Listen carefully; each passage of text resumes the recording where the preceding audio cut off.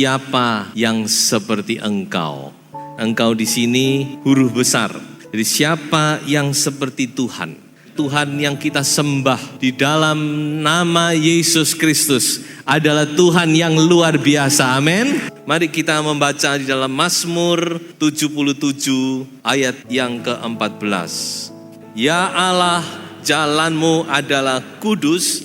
Allah manakah yang begitu besar seperti Allah kami? Tidak ada yang seperti Tuhan. Tidak ada yang seperti Yesus di dunia ini. Tidak ada yang baik seperti Yesus. Tidak ada yang begitu luar biasa, begitu berkuasa seperti Tuhan.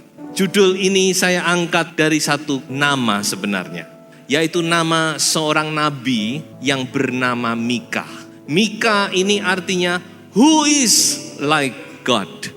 Siapa yang seperti Allah? Itu arti nama Mika. Kita mau melihat sejenak apa yang dialami oleh Mika dalam kehidupannya. Apa yang dia katakan di dalam kitabnya. Di dalam kitab ini saya menemukan ada 3 keluarbiasaan Allah yang Mika tulis di dalam kitabnya. Coba kita baca pertama di dalam Mika pasal 7 ayat 18 dan ayat yang ke-19. Nah, inilah kata Mika tersembunyi di situ. Di dalam ayat 18 dikatakan, siapakah Allah seperti engkau? Mika ya, Mika. Siapakah Allah seperti engkau yang mengampuni dosa dan yang memaafkan pelanggaran dari sisa-sisa miliknya sendiri, yang tidak bertahan dalam murkanya untuk seterusnya, melainkan berkenan kepada kasih setia. Ayat 19, biarlah ia kembali menyayangi kita, menghapuskan kesalahan-kesalahan kita, dan melemparkan segala dosa kita ke dalam tubir-tubir laut. Tubir ini adalah bagian yang paling dalam dari dasar lautan, saudara. Biasanya disebut tubir laut atau palung laut. Apa yang kita lihat di dalam ayat-ayat ini? Bagaimana Mika mengatakan tidak ada Allah yang seperti engkau. Siapa yang seperti Tuhan? Dari mana dia mengatakan demikian? Yaitu dari pengampunannya. Ini yang pertama. Dari pengampunannya. Dari kemurahan Tuhan. Dari kebesaran hatinya. Saudara, Allah itu adalah Allah yang suka mengampuni. Amin. Dia hatinya begitu murah. Dia mau mengampuni barang siapa yang datang kepadanya, yang bertobat, yang mengaku dosa, yang menyesal. Tuhan itu mengampuni. Dan kalau Tuhan itu mengampuni, dia melupakan. Dan kalau Tuhan itu melupakan, itu sungguh-sungguh lupa. Bukan lupa-lupa ingat, tapi benar-benar lupa. Nanti saya akan tunjukkan beberapa ayat. Jadi kalau Tuhan itu melupakan, dikatakan tidak mengingat-ingat lagi. Coba kita baca satu ayat lagi. Yesaya 43 ayat 25. Ini Allah sendiri yang berkata. Perhatikan ini. Akulah dia yang menghapus dosa pemberontakanmu oleh karena aku sendiri. Dan aku tidak mengingat-ingat dosamu. Tuhan tidak mengingat-ingat dosaku. Dia sungguh-sungguh lupa. Kalau Tuhan dia menghapus dosa kita, dia buang jauh-jauh. Dia tidak lagi mengingat. Sejauh timur dari barat, dia buang dosa kita. Dan Tuhan tidak lagi ingat. Dan inilah Tuhan kita. Manusia tidak bisa demikian. Kita harus akui tidak bisa. Ya, ada memang orang yang dia memang karakternya gampang memaafkan, lupa. Ya puji Tuhan, kalau saudara diberi karakter yang demikian, itu kemurahan Tuhan, saudara. Berarti saudara niru Tuhan, saudara-saudara ya. Karena Tuhan demikian. Kalau dia ampuni, dia lupakan. Dan itu kita tidak bisa pahami dengan akal pikiran kita. Tapi firman Tuhan jelas. Aku tidak mengingat-ingat dosamu. Dia lupakan dosa kita. Di dalam Yesaya 38 ayat 17 berkata demikian. Sesungguhnya penderitaan yang pahit menjadi keselamatan bagiku. Engkaulah yang mencegah jiwaku dari lubang kebinasaan. Sebab engkau telah melemparkan segala dosaku jauh dari hadapanmu. Dalam bahasa Inggris dipakai kata, you have cast all my sins behind your back. Kamu lempar dosaku ke belakang. Udah, tidak kelihatan lagi. Luar biasa Tuhan ini. Tidak ada yang seperti Tuhan. Dia ampuni kita menjadi putih seperti salju. Saudara, mungkin di antara kita ada yang memiliki masa depan yang kelam. Bereskan itu dengan Tuhan. Amin. Dan kalau sudah, saya beritahu, itu semua sudah beres. Di dalam nama Yesus sudah terhapus, putih seperti salju. Tuhan tidak ingat semuanya. Saudara, mulai dengan satu yang baru. Sebab itu di hadapan Tuhan kita punya kesempatan yang sama. Karena kita semua, baik kita orang baik, baik setengah baik, baik orang jahat, semua yang sudah disucikan oleh darah Yesus, dihapus surat hutang kita. Kita semua sama di hadapan Tuhan. Kita adalah orang-orang yang kudus. Itulah sebabnya Tuhan bisa pakai saudara. Saya ingat dengan kehidupan Rasul Paulus. Kalau secara manusia, Rasul Paulus itu dia bisa selamat masuk surga, itu sudah satu berkat, keuntungan itu sudah bagus. Tapi kita lihat Rasul Paulus bagaimana.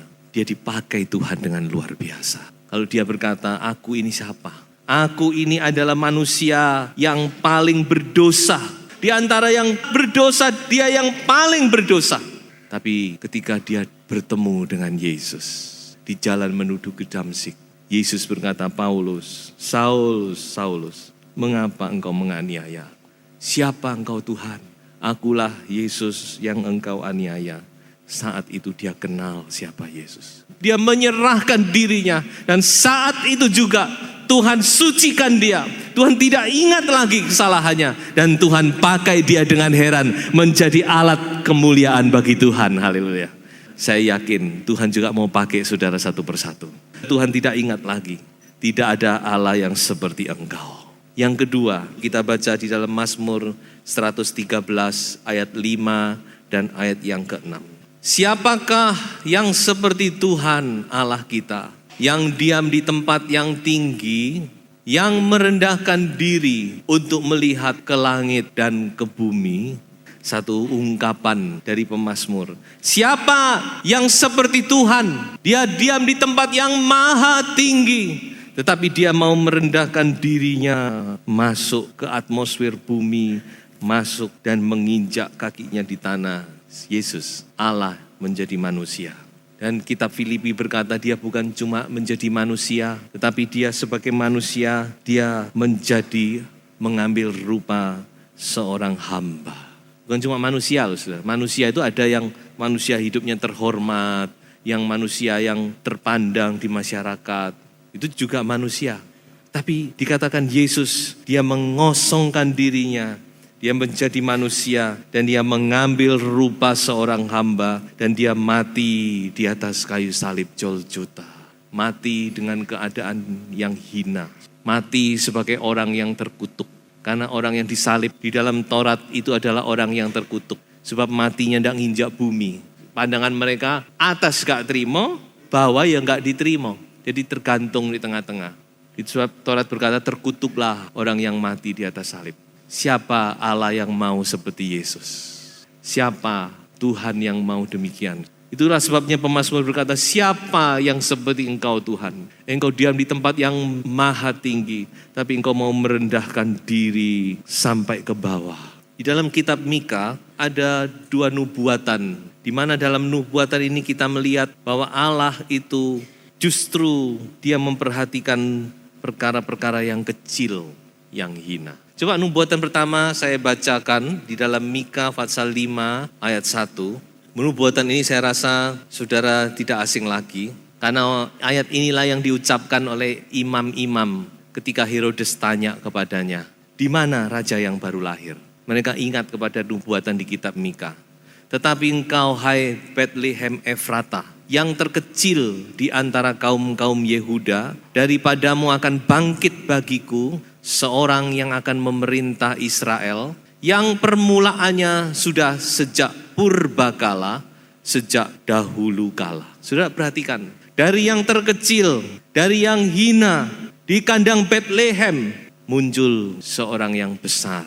Allah adalah Allah yang mau merendahkan diri, dan dia juga memperhatikan orang-orang yang rendah, orang-orang yang hina, orang-orang yang tersisihkan, orang-orang yang tidak punya apa-apa. Buktinya dia lahir di satu tempat yang tidak diperhitungkan oleh manusia, di Bethlehem. Bethlehem itu tidak dipandang orang, tetapi dikatakan dari tempat yang terkecil, kota yang paling kecil, bangkit seorang yang luar biasa.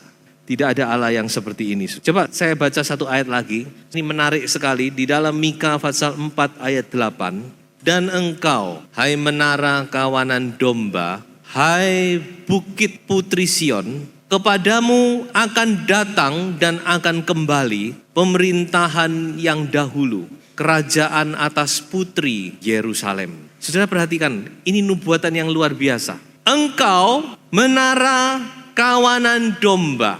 Kalau saudara punya kitab terjemahan lama, kata menara kawanan domba ini masih memakai bahasa aslinya, yaitu Migdal Eder.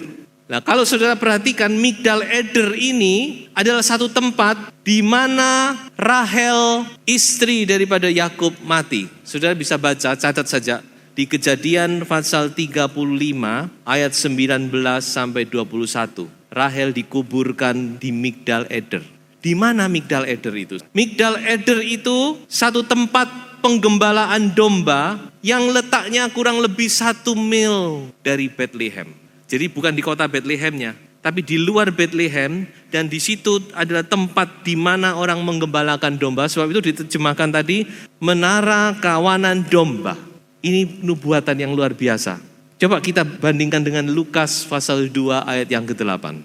Di daerah itu ada gembala-gembala yang tinggal di padang menjaga kawanan ternak mereka pada waktu malam. Di mana ini saudara-saudara? Di Migdal Eder. Mereka sedang mengembalakan domba di dekat Bethlehem. Saya percaya inilah Migdal Eder. Jadi Tuhan sudah nubuatkan sedemikian rincinya sampai kejadian malam itu, malam Natal, di mana malaikat datang kepada gembala-gembala dan memberitakan tentang kelahiran Mesias. Itu sudah dinubuatkan di kitab Mika. Di Migdal Eder akan kembali pemerintahan yang semula, kerajaan atas putri Yerusalem. Coba kita kembali lagi kepada ayat 8. Masih ada satu lagi di sini yang menarik. Dikatakan di sini, hai bukit putri Sion. Bukit putri Sion ini, kalau saudara baca di terjemahan lama, dia memakai kata Ofel. Ofel ini adalah satu tempat. Coba kita baca saja di Nehemia 3 ayat 26. Ofel itu ternyata adalah satu tempat tinggal. Berarti kan di sebelah timur, di depan menara yang menonjol. Adapun para budak di bait Allah tinggal di Ofel. Jadi Ofel ini adalah tempat tinggal para budak bait Allah yang bekerja kasar di bait Allah. Ini adalah satu tempat tinggal yang boleh dibilang sesuatu yang tidak terpandang. Dan inilah yang dipakai di sini untuk menyatakan kedatangan Mesias. Jadi saudara-saudara, kita melihat di sini dari yang kecil, dari sesuatu yang tidak terpandang, ternyata Tuhan mengadakan sesuatu yang luar biasa. Siapa yang seperti engkau? Tuhan yang maha tinggi, tetapi dia mau datang ke tempat yang paling rendah. Kelahirannya melambangkan saudara-saudara bagaimana Tuhan itu datang sebagai orang yang paling rendah, yang paling hina.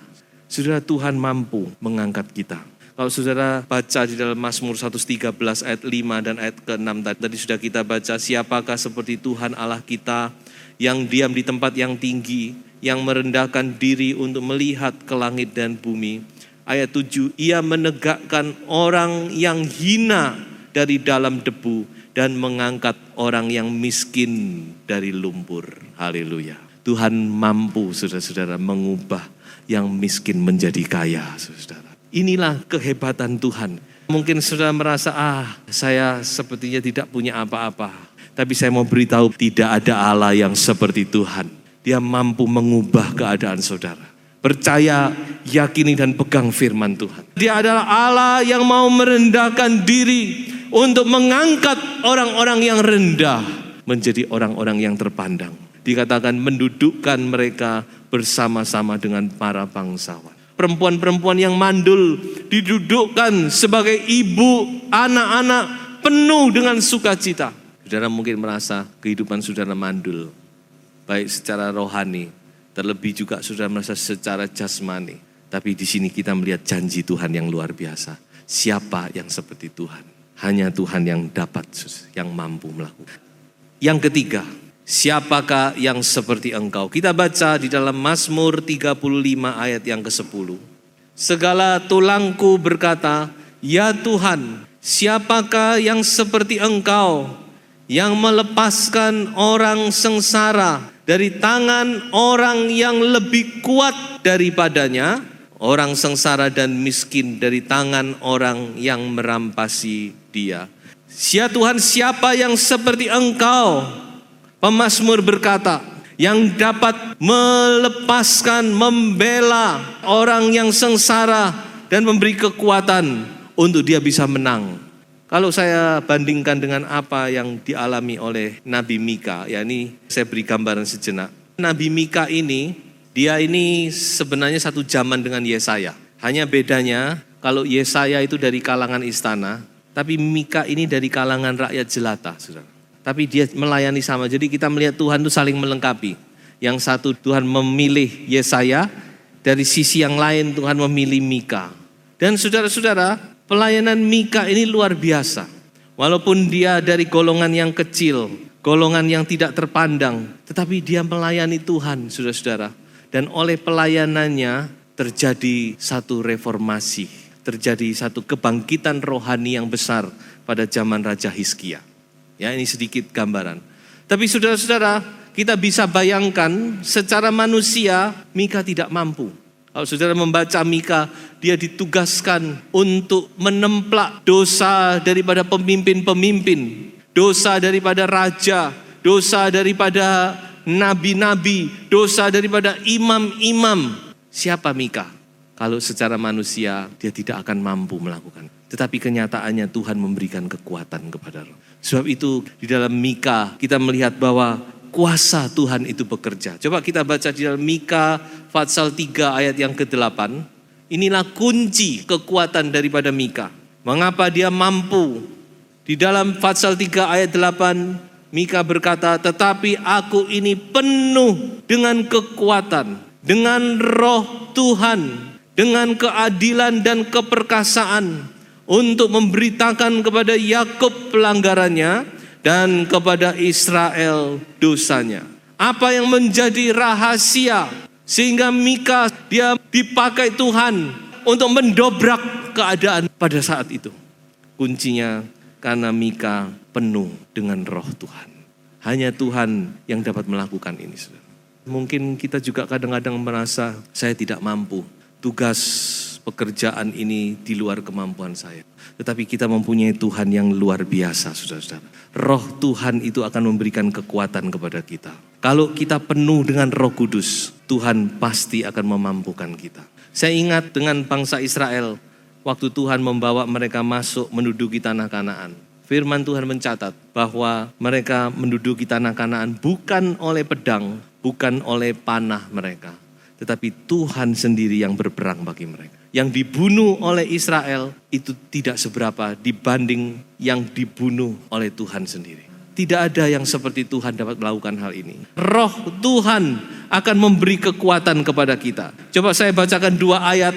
Pertama di dalam Zakaria pasal 4 ayat yang ke-6. Maka berbicaralah ia, katanya, inilah firman Tuhan kepada Zerubabel, bunyinya, bukan dengan keperkasaan dan bukan dengan kekuatan, melainkan dengan rohku, firman Tuhan semesta alam. Kita jangan bersandar kepada kekuatan manusia. Jangan kita bersandar kepada kekuatan kita. Tapi kita mau bersandar kepada Tuhan. Karena yang bisa kita lakukan sangat sedikit. Tapi kalau kita mengandalkan Tuhan, selebihnya dari itu Tuhan yang akan melakukan untuk kita. Jadi saudara, mari kita mengandalkan roh Tuhan. Bukan dengan keperkasaan, bukan dengan kekuatan, melainkan dengan roh Tuhan. Efesus 3 ayat 20. Bagi dialah yang dapat melakukan jauh lebih banyak daripada yang kita doakan atau pikirkan. Seperti yang ternyata dari kuasa yang bekerja di dalam kita. Haleluya, puji Tuhan. Bagi dialah yang dapat melakukan jauh lebih banyak dari apa yang kita doakan dan pikirkan. Saudara yakin? Saudara percaya? Tuhan sanggup melakukan jauh lebih banyak dari apa yang kita doakan dan pikirkan. Jadi tidak ada Allah yang seperti Tuhan. Kuncinya Roh Tuhan. Roh Tuhan yang memampukan kita. Roh Tuhan yang akan menolong kita untuk kita melakukan jauh lebih banyak dari apa yang kita doakan dan pikirkan. Mari kita baca satu ayat lagi sebagai ayat penutup. Keluaran pasal 15 ayat yang ke-11. Siapakah yang seperti Engkau di antara para Allah ya Tuhan? Siapakah yang seperti Engkau, mulia karena kekudusan-Mu, menakutkan karena perbuatan-Mu yang masyhur. Engkau pembuat keajaiban. Saudara-saudara, tidak ada Allah yang seperti Tuhan kita, saudara-saudara. Saya tidak tahu keadaan saudara, tetapi ingat Tuhan ada. Kalau saudara membutuhkan pertolongan, inilah saatnya yang tepat. Saudara datang kepada Tuhan. Dia sanggup memulihkan, dia sanggup untuk mengangkat saudara. Dia sanggup untuk memberikan kekuatan yang baru kepada saudara. Saudara buka hati, saudara izinkan Roh Kudus bekerja. Maka dia akan mengerjakan jauh lebih banyak, jauh melebihi apa yang kita doakan dan pikirkan. Kita izinkan Roh Kudus mengambil alih segala perkara. Ya, ada saatnya kita sudah tidak mampu lagi. Kita tidak bisa berbuat apa-apa lagi. Itulah saatnya saudara melihat keajaiban Tuhan. Itulah saatnya saudara mengalami kuasa Tuhan. Dan saat itulah saat ini saudara. Izinkan Roh Kudus itu datang. Mari Roh Kudus. Hanya Engkau yang dapat melakukan segala perkara. Tidak ada satupun yang tidak bisa diselesaikan di dalam nama Yesus. Saudara buka hatimu. Tiada yang seperti Engkau.